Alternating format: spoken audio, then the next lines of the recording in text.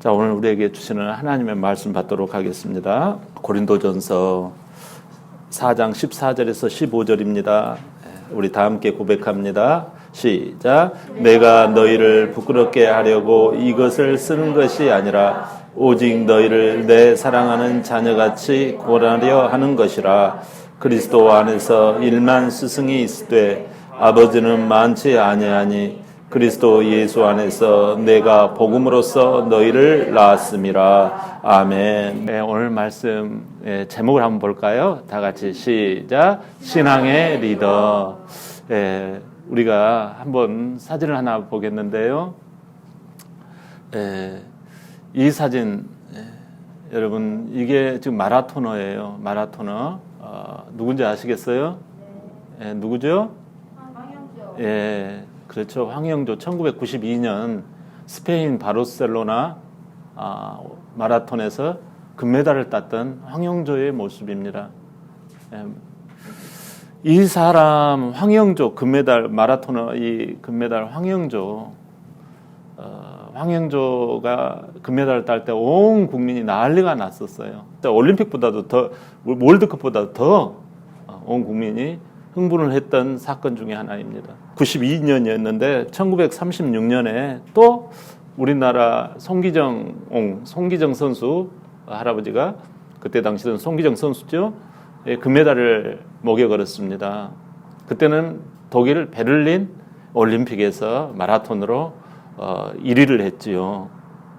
근데 이 지금 황영조 선수가 출전 당시에 굉장히 힘들었다고 해요. 왜 힘들었는가 하니 족저근막염. 족저근막염이라고 하는 그 발통증이 있나 봐요. 이것을 이렇게 하면은 굉장히 통증이 있기 때문에 달릴 때 달릴 한 걸음걸음마다 통증이 다가온다 그래요. 그래서 황영조 선수는 굉장히 불길한 마음으로 이렇게 포기할까도 생각했다고 그래요. 근데 자기가 지금까지 훈련 받은 것 그걸 생각해서라도 일단은 뛰어보자 해가지고 뛰었다라고 그래요. 일단은 뛰어보자. 일단 뛰어본 거예요. 그렇게 했는데 세상에 5km 정도를 뛰니까 아니 5km까지 뛸 때 얼마나 아팠는지 이거 그만두고 싶은 생각이 막 치밀어 올랐다고 그래요. 그런데 5km 정도 뛸 때까지 아팠는데 언제 이게 이제 그걸 잊어버린 거예요. 레이스가 펼쳐지고 72개국 그 선수들이 112명이 같이 막 이 건각들이 뛰기 시작하니까 그 분위기와 그 기세에 잊어버린 거예요. 발의 통증을. 그래서 이제 이 경쟁, 달리기 하면서 이 생각만 했지 발의 통증이 있었다라는 걸 잊어버리는 거예요. 결국은 통증을 못 느낀 거죠. 그래서 금메달을 딴 거예요. 근데 이제 쭉 달리는데 이 스페인 이 바르셀로나 이 경기장 가기 전에 계속 막 이제 앞에 일단 선두 그룹이 있어야 되잖아요. 마지막 선두 그룹에 남았던 선수 중에 하나가 누군가 하니 일본 선수예요. 그 일본 선수와 같이 마지막 스퍼트를 해 나가는데 마침 곧 이제 경기장에 들어서는데 그 앞에 몬주익 언덕이라고 하나 있어요. 이 언덕배기를 오르막길을 올라가는데 정말 너무나 힘들더라는 거예요. 근데 그 순간 누구를 생각했는가 하니 마라톤의 스승인 이 송기정 선수를 생각했다라는 거예요. 근데 그때 운동장에 누가 앉아 있었는가 하니 1936년 금메달리스트 송기정 옹이 앉아 있었던 거예요. 송기정 선수 나라를 잃고 그 고통을 이 마라톤에 쏟아부었던 이 송기정 선수를 생각하면서 마침 또 그때 이 누굽니까? 정말 일본 선수가 지금 이 몬주익 언덕을 지금 향하여서 서로 앞서거니 뒤서거니 하는 이 상황인 거예요. 그러니까 더욱더 괴롭더라는 거예요. 아니 다른 선수면 그거 하는데 하필이면 진짜 가위바위보도 지면 안 된다고 하는 이 일본 선수하고 경쟁 레이스를 펼치는 거예요. 그때 송기정 선수 자기 스승처럼 여겼던 마음의 스승처럼 여겼던 이 송기정 선수를 생각하면서 마지막 스퍼트를 쏟아붓습니다. 웬일입니까? 여기 마지막 오르막길에서 오히려 속도를 더 높인 거예요. 누가요? 황영조 선수가. 이것을 보고 일본 선수가 뒤처지기 시작합니다. 결국 내리막길도 순탄하게 내려가게 되고 운동장에서 많은 사람들의 갈채를 받고 송기정 선수가 내려와가지고 그 손을 잡아주면서 고맙다 고맙다 이 황영조 선수한테 고맙다 고맙다 하는 거예요. 너가 나의 대를 이었구나. 근데 그날이 1936년 8월 9일 금메달을 딴 날이 8월 9일이 됐어요. 근데 그날 1992년 8월 9일 우연치고는 너무나 똑같은 날이에요. 여러분 이렇게 해서 몬주익의 영웅 황영조 선수가 금메달을 따게 된 거예요. 바울 사도가 오늘 나옵니다. 고린도 교회가 나와요. 고린도 교회는 그리스 남쪽 항구를 가지고 있는 도시예요. 그 당시 이 로마 통치에 온 세계가 다 이렇게 꼼짝 못하고 있는 완전히 로마가 세계를 제패하던 그 시절이에요. 그 시절에 이 로마를 향하여 가고 로마에서 나오려면 이 그리스 남단 항구인 이 고린도를 거쳐야 해요. 그러니까 사람들이 들고 날고 하면서 이 고린도 항구를 거치는 거예요. 근데 그러다 보니까 여기에다가 다 돈을 쓰는 거예요. 그래서 고린도 이 도시는 굉장히 물질적으로 풍요하고 여러 가지 인간들이 호텔이나 숙박이나 운동이나 경기나 문화나 이런 것들을 보기에 좋도록 다 꾸며놨어요. 그래서 온갖 신들을 거기다가 우상들을 세워놓기도 하고 해요. 그리고 다 고린도가 다 돈도 많고 운동도 좋고 문화시설 다 잘 돼 있는데 하나 안타까운 건 뭐냐면 정말 이 고린도 지역에 성적으로 너무나 문란하다라는 거예요. 그걸 합법적으로 인정하는 이 아프로디테 이 여신을 세워놓고 여성 창기들이 1000명이나 된다고 해요. 그러니까 얼마나 그 지역이 험악한 지역인가. 그러니까 손가락질하기를 너 고린도냐? 고린도란 말이 아주 그냥 성적으로 나쁜 놈 이런 뜻이에요. 그 정도로 고린도 지역은 타락한 곳이에요. 그런데 바울 사도가 여기를 들릅니다. 2차 전도여행 때 여기를 들러서 2년간을 예수 복음, 예수 십자가를 가르치는 거예요. 예수 부활을 가르치는 거예요. 여러분 될까요? 안 될까요? 이 고린도 지역에 우리가 생각하면 아주 그냥 턱도 없다, 안 된다 하는 이 지역에 교회가 세워집니다. 그래서 후임한테 맡기고 자기는 에베소 지역으로 가가지고 거기서 또 복음을 전하는 거예요. 그런데 어느 순간에 교회가 잘 세워지는가 했더니 들려오는 소식이 있습니다. 그 고린도 교회에서 온 그 후임 소식, 그 이야기를 들어보니까 성도들이 교회가 굉장히 힘들다라는 거예요. 문제가 많다라는 거예요. 한번 볼까요? 고린도전서 1장 12절. 자, 시작. 내가 이것을 말하거니와 너희가 각각 이르되 나는 바울에게, 나는 아볼로에게, 나는 게바에게, 나는 그리스도에게 속한 자라 한 것이니. 아멘. 여러분, 이것은 지금 이야기를 듣자니까 고린도 교회 안에 나는 바울파다, 나는 아볼로파다, 나는 게바파다, 나는 예수파다 이렇게 각각 찢어져 가지고 그렇게 교회가 파당과 파벌이 일어났다라는 거예요. 여러분, 교회는 하나 되어야 할 줄 믿습니다. 여러분, 우리가 생각이 형편과 처지에 따라서 이렇다 저렇다 할 수 있어요. 그러나 교회는 한 마음이 되어야 할 줄 믿습니다. 그게 여러분 아름다운 거예요. 그게 아름다운 교회, 축복된 성도가 되는 거예요. 그런데 고린도 교회가 이렇게 지금 각각 파벌이 있다라는 거예요. 또 고린도전서 15장 2절 시작. 너희가 만일 내가 전한 그 말을 굳게 지키고 헛되이 믿지 아니하면 그로 말미암아 구원을 받으리라. 아멘. 예수 십자가와 부활에 대한 믿음도 이들에게 없다라는 거예요. 그러니까 믿음이 지금 연약해 있다라는 거예요. 아니 그때는 철통같이 예수 제일주의로 그때 분명히 제자들이 다 그렇게 고백을 해갖고 그렇게 일꾼들이 세워졌거든요. 정말 나는 진짜 교회를 사랑하고 하나님을 사랑하고 예수님을 사랑합니다라고 이 제자들이 세워졌는데 이제는 내가 떠나고 나니까 고린도 쪽이 또 원래 음란하고 세상 맛이 아주 그냥 그런 지역이잖아요. 그러니까 세상 풍조를 따라가는 거예요. 대부분의 사람들이 무엇이 행복한 인생이냐고 하면 이런 게 행복한 인생이다. 그러다 보니까 교회 안에서 주장했던 예수 십자가, 예수 복음, 예수 부활은요, 오고 간 데였고, 그냥 그런다고 하더라, 교회는. 명목뿐인 거예요. 이름뿐인 성도들이라는 거예요. 이름뿐인 교회인들이라는 거예요. 이것을 듣게 됩니다. 믿음이 없어진 거죠. 또 고린도전서 3장 18절이에요. 시작. 아무도 자신을 속이지 말라. 너희 중에 누구든지 이 세상에서 지혜인 줄로 생각하거든 어리석은 자가 되라. 그리하여야 지혜로운 자가 되리라. 아멘. 무엇을 말해요? 아까 제가 조금 전에 말씀드렸던 것처럼 세상 지혜로 아주 사람들이 다 바뀌어져 있더라는 거예요. 자기 생각, 자기 지혜, 자기 입장, 자기 느낌, 자기 감정, 자기 환경이 교회 안에 팽배해 있더라는 거예요. 지금 고린도 사정을 그 후임한테 들어보니까 성도들이 달라져 있더라는 거예요. 교회가 아니더라는 거예요. 여러분, 교회는 교회인 줄 믿습니다.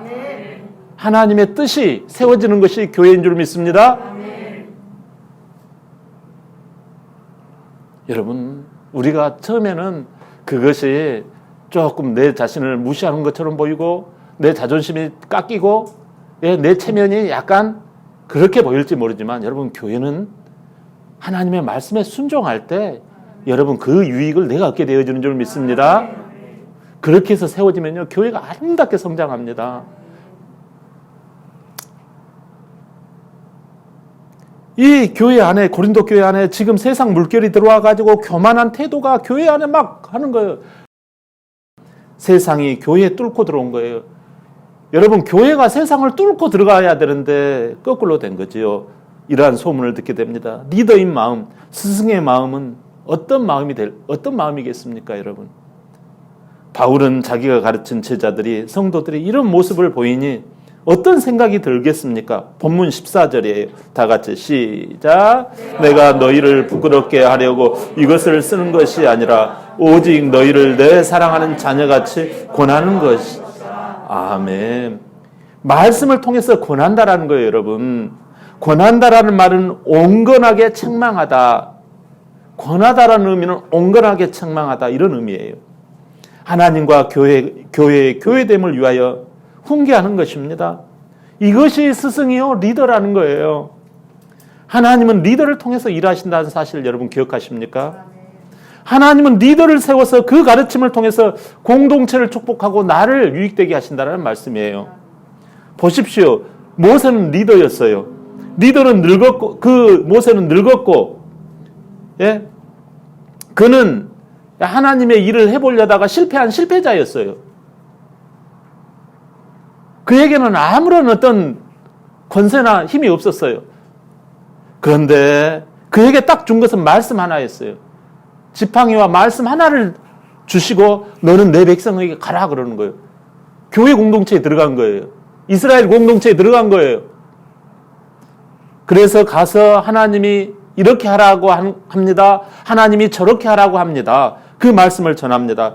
그대로 그 교회가 따르자, 이 이스라엘 공동체가 따르자 출애굽을 하고 가나안 땅에 들어갔던 거 아닙니까? 여러분, 이 리더의 말에 따르면 여러분 정말 지옥과 같은 고통과 고난이 있는 곳에서 하나님의 구원의 손길이 일어나는 줄 믿습니다. 또 한나라고 하는 여인이 아기를 못 낳아가지고 고통을 겪잖아요. 혼자 기도를 열심히 해요. 결국 응답의 통로는 어디에서 옵니까? 흠이 있어 보이는 스승, 담임 목사격인 엘리 제사장을 통해서 응답을 받게 되어져요. 한나는 아들 사무엘을 낳자 사무엘을 어떻게 키웁니까? 그의 리더, 그의 스승 엘리를 통해서 가르침을 받고 그가 훌륭한 리더로서 성장되잖아요. 결국 리더가 된 사무엘, 이 사무엘이 또 누구를 만듭니까? 이 이스라엘의 초대 왕인 사울 왕을 꺼냅니다. 또 누구를 꺼냅니까? 그 후임인 다윗을 꺼냅니다. 여러분, 이처럼 이 리더, 참된 리더 밑에 올바르게 따라가면 하나님께서는요, 그 축복의 물줄기를 이어간다는 말씀이에요. 성경에는 스승, 리더를 통해서 하나님의 백성들이 축복을 받게 됨을 말씀하고 계세요. 리더는 어떤 역할을 해야 하나요? 바울은 리더예요. 고린도 교인들이 신앙에서 벗어났다는 소식을 듣잖아요. 힘들지만 신앙의 오르막길을 달리게 하는 거예요. 신앙의 몬주익 언덕을 달리게 하는 거예요. 아니, 목사님, 그건 오르막길이잖아요. 힘들어요. 근데 거기서 걸어가라고 하시지 달려가라고요? 네, 달려야 합니다. 오르막길에 달려야 합니다. 눈 감아주고 싶고 차차 하나님의 때가 되면 저절로 될 거야. 고린도 교회 잘 될 거야. 이렇게 하고 싶은 마음이 들까요? 안 들까요? 그런 식으로 처리할 수도 있었을 거예요. 근데 신앙의 스승, 신앙의 리더 바울은 그 교회에게 또 옳은 소리를 해야 됩니다. 왜요? 신앙이라고 하는 게 무엇입니까? 믿을 진짜 아닙니까? 앙자는 무슨 앙자예요? 앙자는 무슨 앙자예요? 우러를 앙자예요. 무슨 뜻이에요? 믿는 마음으로 위를 바라보면서 오르막길을 가는 것이 신앙이라는 것이에요. 그래서 바른 소리를 하는 것입니다. 오늘 본문에서 뭐라고 해요? 이게 다 너희를 사랑하기 때문이라고 14절 15절에 말해요. 네? 너희를 사랑해서 그런다. 부모의 심정이라는 것입니다. 무엇을 말합니까? 하나님은 리더를 통해서 영적 오르막길을 오르게 하시는 거예요. 그래서 그 영혼을 살려요. 그 신앙의 오르막길을 달릴 때 성장이 일어나는 줄 믿습니다. 리더에게는 하나님이 이런 책임을 주신 거예요. 세론들을 말씀 앞에 모이게 하고 말씀으로 권하고 말씀으로 가르치고 말씀으로 순종하게 해서 신앙의 오르막길을 오르게 하는 거예요. 그래서 인내해야 합니다. 인내함으로 올라가는 거예요. 교회와 셀이 하나님의 말씀을 듣습니다. 그래서 헌신합니다. 봉사합니다. 전도합니다. 그럴 때 건강한 교인이 되고 건강한 내가 되는 거예요. 말씀을 믿고 주님이 그 교회 가운데서 나에게 붙여준 그 리더의 말을 듣고 따라갈 때 하나님께서는 그 사람 가운데 놀라운 축복을 부어주신다는 사실을 꼭 기억하시길 바랍니다. 근데 사단 마귀는 어떻게 유혹해요? 황영조 선수가 스페인 바르셀로나 몬주익 언덕으로 올라갈 때 너무 힘들었다고 해요. 그때 떠오른 장면이 그 떠오른 장면 때문에 승리자가 될 수 있었는데 그 떠오른 장면 중에 아까 송기정 선수도 떠올랐지만 또 하나 떠오른 사람이 있었는데 그 사람은 정봉수 감독이라고 그래요. 이 정봉수 감독을 떠올렸다고 그래요. 정봉수 감독은 어떻게 자기를 훈련시켰는가 하니 자기 훈련의 선생이에요. 자전거를 타고 가면서 뒤에 이렇게 앞에 가면서 이 황영조한테 영조야 너 죽고 싶지? 저 다가오는 저 차 밑에 콱 처박혀서 죽어버리고 싶지? 심지어 나 진짜 나를 죽이고 싶지? 그거 참아야 된다. 그래야 금메달 딴다. 벌써 자기 훈련 선생인 이 정봉수 감독이 자기 마음을 읽고 있는 거예요. 진짜 다가오는 차에 박혀서 그냥 죽고 싶었다라는 거예요.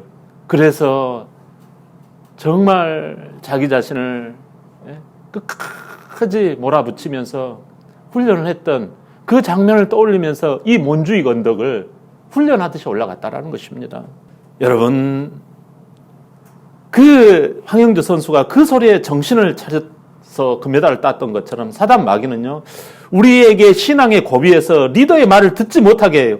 오르막길보다는 내리막길을 생각하게 만들어요. 꼭 이렇게 해야 되나? 다른 길도 있는데 하면서 수많은 사람들이 다른 길로 가는 이 내리막길로 가는 것을 넓은 길로 가는 것을 부러워합니다. 사탄은 괜찮다. 잘 될 것이다. 언젠가는 될 것이다. 좁은 길이 아닌 넓은 길로 가라. 이렇게 유혹을 합니다. 그러나 이 길은 사망길이에요. 왜냐고요? 나의 리더가 기뻐하지 않는 길이기 때문에 그래요. 그 길은 마귀가 기뻐하는 내리막길이기 때문에 그래요. 리더 없이 영적 스승 없이 우리가 가다 보면 금방 내리막길 신앙이 되어집니다. 편하지요. 우선에는 괜찮지요. 영적 스승을 벗어나면 내리막길이에요. 사정없이 내리막길이에요. 어떤 리더라도 다 결점이 있어요. 그러나 여러분, 그 속에서 나를 이끄시는, 그 리더 속에서 나를 이끄시는 하나님의 음성을 들어야 할 줄 믿습니다. 오르막길로 가려면 어떻게 해야 합니까? 요한복음 13장 13절이에요. 시작. 너희가 나를 선생이라 또는 주라 하니 너희 말이 옳도다. 내가 그러하다. 아멘. 예수님이 참 스승님을 믿어야 합니다. 사람들은 예수님을 좋은 선생님으로, 좋으신 주님으로 여기면서도 내리막길을 갑니다. 그 길은 죄의 길이에요. 그 길의 대가는 사망길이에요. 지옥 가는 둘째 사망길이에요. 그래서 억지로라도 여러분 말씀대로 오르막길을 달려가야 합니다. 우리가 믿노라 하면서 세상을 따라 내려갔던 이 죄, 이게 죄 아닙니까? 그 죄의 십자가, 내리막길을 달려가는 그 십자가, 그게 죄란 말이에요. 그 십자가를 끌어안으시고 그 모든 죄를 다 끌어안으시고 십자가에 오르신 분이 계세요. 그분이 누굽니까? 바로 예수님이에요. 그래서 예수님이 십자가에 달리신 거예요. 예수님이 십자가에 오르신 거예요. 예? 그 골고다 언덕길을 올라가신 거예요. 여러분, 십자가가 내려가는데 십자가가 있습니까? 골고다가 내려가는 길에 골고다가 있습니까? 몬주익이 내리막길에 있습니까? 몬주익의 언덕을 올라갔기 때문에 영광의 금메달리스트 황영조가 있었던 거예요. 여러분의 영적인 황영조가 되려면 어떻게 해야 됩니까?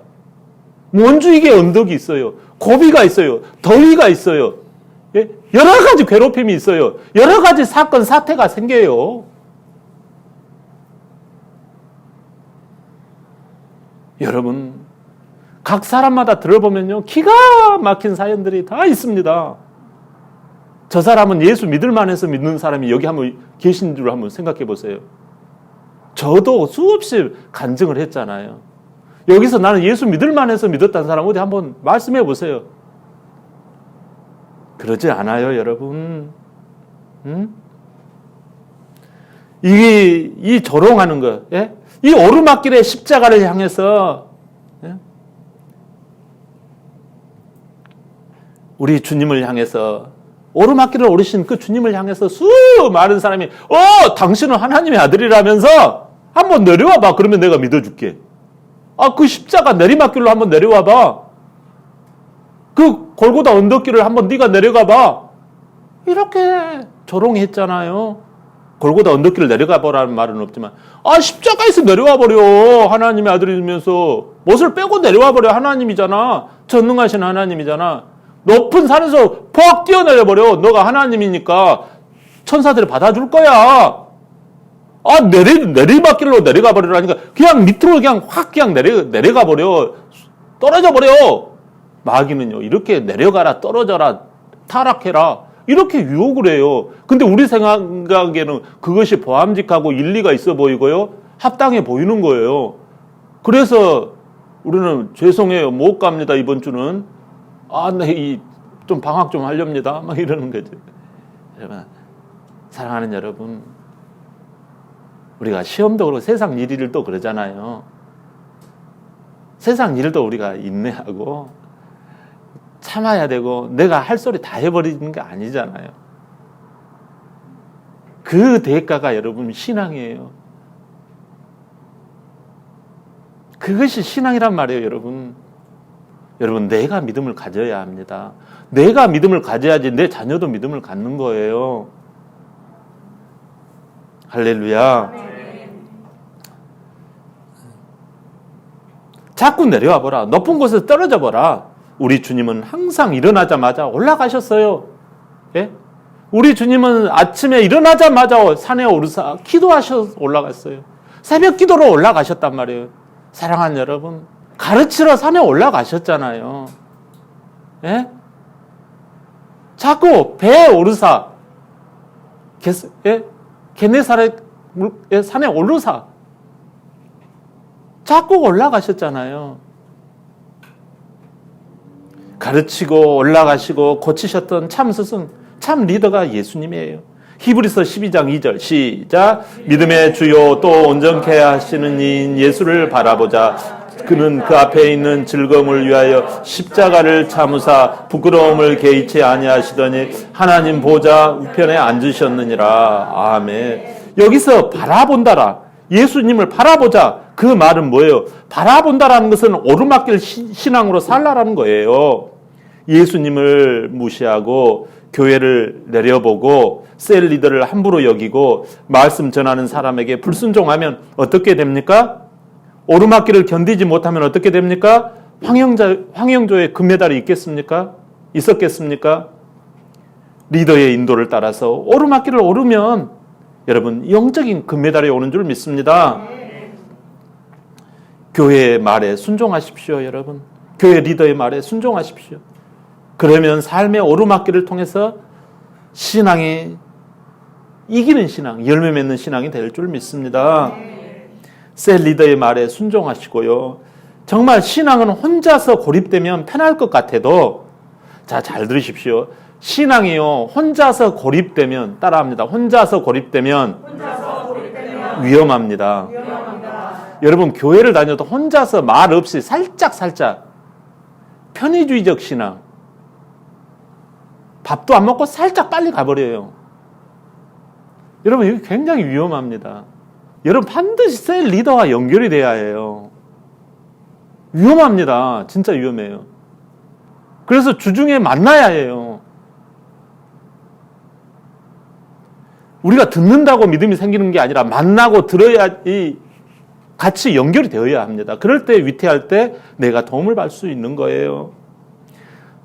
혼자서 고립되면 편할 것 같아도 금방 뒤처집니다. 우는 사자와 같이 마귀는 교회에서 혼자 떨어져 있는 사람이 누군가를 노립니다. 여러분, 우리가 이 다큐멘터리 보면은 뭐가 있어요? 이 아프리카 같은 데 보면 사자가 딱 갈대숲에 딱 숨어 있습니다. 그러면서 이 약한 동물들 누구를 덮쳐요? 얼룩말 같은 거? 무리에서 이탈되어져 혼자서 외롭게 가는 이 얼룩말을 확 가가지고 막 덮치잖아요. 그래가지고 막 목을 물어가지고 넘어지잖아요. 넘어지면 바로 죽는 거예요.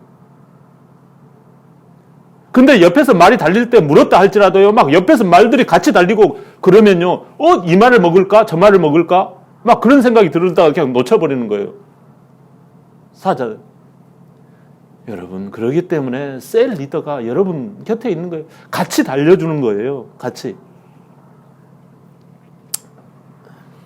리더에게서 떨어져 나오는 순간 쏜살같이 낚아채 먹이가 되어버립니다.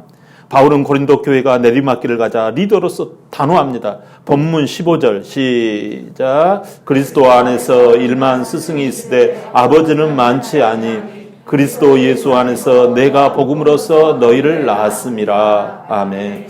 리더의 마음은 부모의 마음과 같다라는 거예요. 그 사람을 향하여 주님의 그 십자가의 사랑,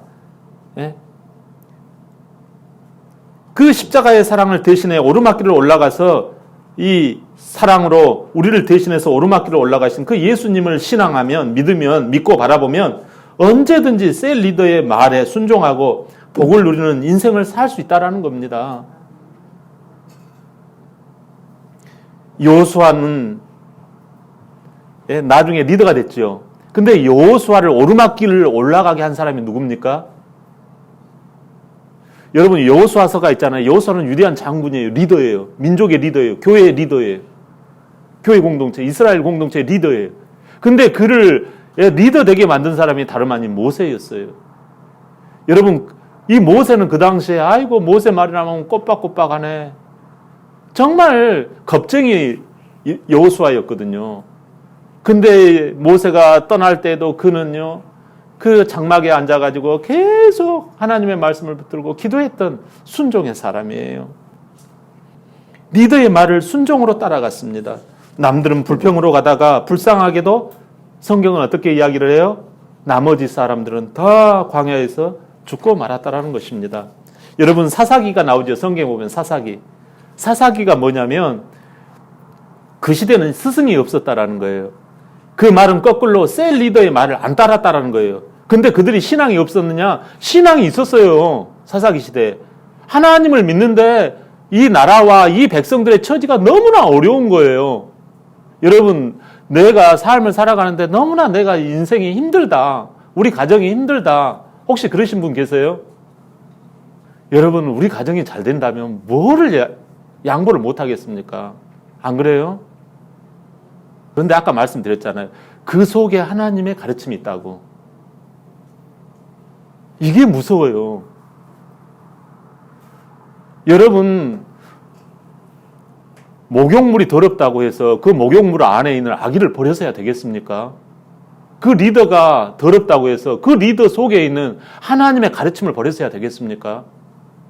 큐티 해라. 세일 모임 나와라. 근데 나 바빠요. 약속 있어요. 자꾸 그래 버려요. 주님 안에서 주의를 지켜라. 11조 해라. 그런 것을 버려버려요. 그러면 아니 그렇게 할 수 있어요. 여러분. 그건 자유예요. 우리 하나님이 억지로 하라는 거 아니에요. 그러나 여러분 그 대가, 그 내리막길의 대가는 나에게 고스란히 온다라는 거예요. 여러분 리더로서 사명을 감당하고 가르치는 거. 언젠가는 잘하겠지 뭐. 할렐루야. 너 언젠가 잘 될 거야. 그렇게 하면 서로 간에 피차 편해요. 그게 뭐 리더입니까? 가르쳐 지키게 하라. 그러니까 리더가 힘든 거예요. 그 사람의 뜻대로 맞춰줘 버리면 편해요. 그러나 언젠가는 여러분 그 사람 가르쳐야 되잖아요. 그러면 목사님 이제 마음이 바뀌셨네. 교회가 분위기가 바뀌었네. 그런다고. 아니에요. 사랑하는 여러분. 힘드시지만 신앙이라고 하는 것은 내 고집을 내려놓는 거거든요. 안 그렇습니까? 우리가 교회에서 내 고집 피우려고 예수 믿습니까? 사실상 우리 마음을 내려놓고 교회에 오잖아요. 할렐루야. 예, 그것을 따르고 갔던 바울도 자기 고집을 내려놓고 예수님을 믿자 그 밑에 디모데가 생겼던 거예요. 디모데도 자기 고집을 내려놔요. 예, 바울이 깐깐하게 가르치잖아요. 그러자 제자들이 생깁니다. 디모데가 생기고 실라가 생기고 누가와 같은 제자들이 생겼기 때문에 바울이 바울 된 거예요. 사랑하는 여러분, 들꽃과 곡식의 차이점을 혹시 아세요? 들꽃은 하나님이 밖에다 놔두고 키우는 거예요. 햇빛을 주고 비바람을 불고 이따금씩 그렇게 해서 키워요. 근데 곡식은 어떻게 키워요? 곡식은 여러분 알곡이에요. 이 알곡은 어떻게 키운 거 아니? 가만히 곡식은 놔두면 못 쓰게 됩니다. 매일매일 오르막길을 오르게 하는 게 곡식이에요. 생각해 보세요. 여러분 들꽃은 구원의 대상이 아니에요. 하나님이 저걸 구원을 시키려고 들꽃을 키우는 거예요. 그러나 알곡은요. 예수님이 우리에게 비유를 들었어요. 너희 성도들 중에서 깐부기와 같은 그러니까 이 알곡으로 키운 자만이 천국에 간단 말이에요. 인간은요 알곡인 거예요. 곡식 나답인 거예요. 그 말의 뜻은 이 사람들은 구원의 대상이라는 거예요. 천국의 시민이 되게끔 하는 것이 하나님의 목적인 거예요.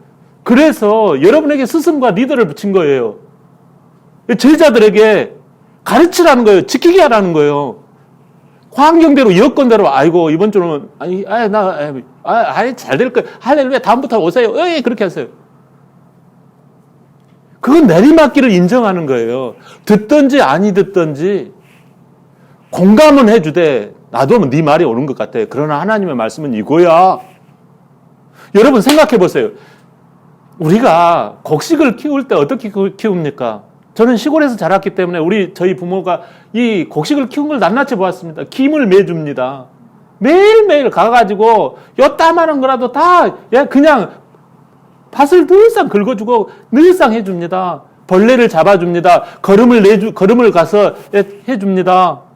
그리고 또 가가지고 또 태풍이 불고 비바람이 치면 거기서 또 묶어줘서 잡아줍니다. 매일 밭을 가요. 심지어 이런 말씀을 하세요.